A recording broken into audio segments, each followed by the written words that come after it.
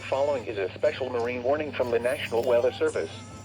Oh, The National Weather Service in Chicago has issued a special marine warning for nearshore waters from Winthrop Harbor to Northerly Island, open waters from Winthrop Harbor to Michigan City out to severe Midway thunderstorm until is 7 about to p.m. approach the city of At Chicago within the next 4:56 few p.m., minutes. strong thunderstorms were located along a line extending from 9 nautical miles north of McHenry to 7 nautical miles northeast of Elgin to near Aurora, moving northeast at 40 knots.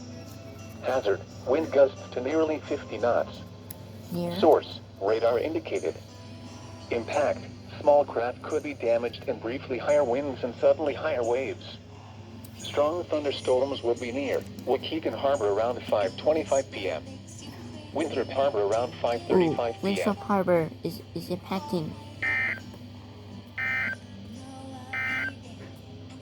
This is NOAA's weather radio KZ. The special marine warning is currently in effect for the Winthrop Harbor. Or forecast to occur in our listening